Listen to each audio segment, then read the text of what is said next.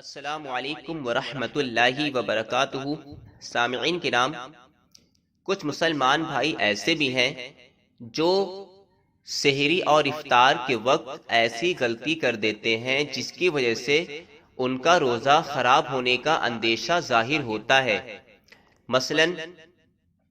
کچھ لوگوں کو دیکھا گیا ہے، اور یہ میرے پاس سوال بھی اس کے متعلق آیا ہے، کہ کچھ حضرات ایسے ہیں جو اذان فجر تک کھاتے رہتے ہیں، یعنی وہ جب کسی دور کی مسجد کی آواز سنتے ہیں اذان کی، تب وہ سحری اپنی ختم کرتے ہیں۔ تو سب سے پہلے یہ بتا دیا جائے کہ جو مسجد سے اذان کی آواز آتی ہے وہ سحری ختم کرنے کے لیے نہیں ہوتی ہے، بلکہ وہ نماز فجر ادا کرنے کے لیے اذان دی جاتی ہے۔ تو جو لوگ، سب سے ضروری بات یہ ہے کہ جو لوگ سحری کر رہے ہیں اور روزہ رکھ رہے ہیں، ان کو یہ معلوم ہونا بہت ضروری ہے کہ سحری کا لاسٹ ٹائم کیا ہے۔ مثال کے طور پہ ہمارے کانپور شہر میں دوسرے سحری کا جو ٹائم تھا 4:05 کا۔ تو اب اگر ہم سحری کر رہے ہیں تو بہتر یہ ہے کہ ہم 4:05 سے پہلے اپنی سحری کو پورا کر لیں۔ بلکہ ہمارے اسلاف کا یہ طریقہ رہا ہے کہ سحری کو وہ 5 منٹ پہلے ہی مکمل کر لیتے تھے، یعنی اگر 4:05 پہ سحری کا وقت ختم ہے تو ہم 4 بجے تک سحری کو اپنی مکمل کر کے نیت باندھ لے روزے کی۔ یہ بہتر طریقہ ہے۔ اور جو حضرات ایسی غلطی کرتے ہیں کہ جب اذان کی آواز سنتے ہیں تب کھانا پینا وہ چھوڑتے ہیں، تو وہ بہت غلط کرتے ہیں۔ ایسا کرنے سے ان کا روزہ فاسد ہو سکتا ہے، کیونکہ وہ جو اذان ہوتی ہے وہ وقت فجر لگنے کے بعد ہوتی ہے، اور اگر کوئی شخص وقت فجر لگنے تک کہ اگر کچھ کھاتا پیتا ہے تو وہ روزے میں شمار نہیں کیا جائے گا، کیونکہ سحری کا جو وقت ہوتا ہے وہ فجر سے پہلے کا ہوتا ہے۔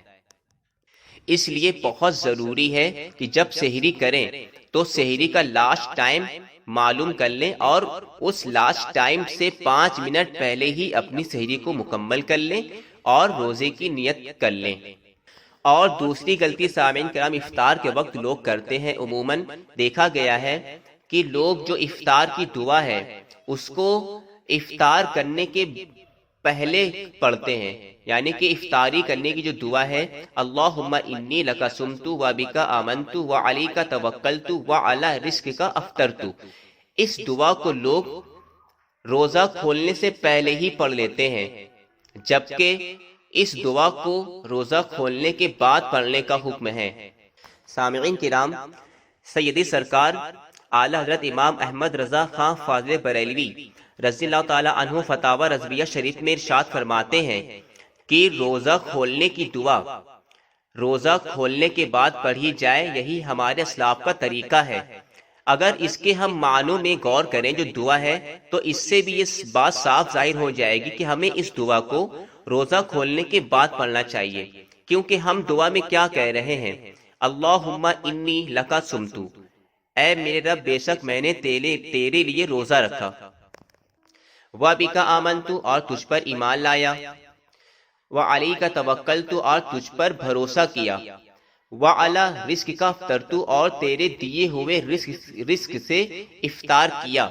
تو سامعین کرام، افطار کیا یعنی اگر ہم افطار کر کے کہیں گے افطار کیا تو یہ معنی درست پائے جائیں گے، اور اگر ہم ابھی روزہ ہم نے افطار کیا نہیں ہے اور ہم دعا میں کہہ رہے ہیں یا اللہ میں نے تیرے دیے ہوئے رزق سے افطار کیا، تو ابھی تو ہم نے کیا ہی نہیں ہے اور ہم کہہ رہے ہیں کیا، تو اس سے یہ معنی ظاہر ہوتے ہیں کہ دعا ہمیں افطاری کرنے کے بعد پڑھنی چاہیے، جیسا کہ سرکار اعلی حضرت نے فتاوی رضویہ شریف جلد نمبر 1 صفحہ نمبر 13 پہ ارشاد فرمایا ہے کہ روزہ کھولنے کی جو دعا ہے وہ روزہ کھولنے کے بعد پڑھی جائے۔ تو روزہ کھولنے کی سنت طریقہ یہ ہے کہ بسم اللہ شریف پڑھ کے کھجور کو تناول کریں، یعنی کھجور کو کھائیں، اور کھجور کھانے کے بعد اور پانی پینے کے بعد یہ دعا پڑھ سکتے ہیں۔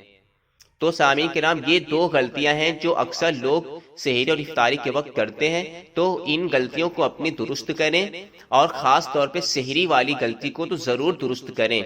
اور ایک مسئلہ سامعین کرام اور بیان کر دیا جاتا ہے کہ وہ جگہ جہاں پہ بہت سے لوگ کہتے ہیں کہ ہمارے یہاں مسجدوں کی آواز اذان کی نہیں آتی ہے تو ہم کیسے روزہ افطار کریں، تو ان کے لیے یہ ہے کہ وہ روزہ کھولنے کا جو صحیح وقت ہے اس وقت کے حساب سے روزہ اپنا کھول لیا کریں۔ اگر اذان کی آواز نہیں آتی ہے تو اذان کا انتظار نہ کریں، وہ صحیح وقت جو روزہ کھولنے کا ہے اس وقت روزہ افطار کر لیا کریں۔ السلام علیکم ورحمۃ اللہ وبرکاتہ۔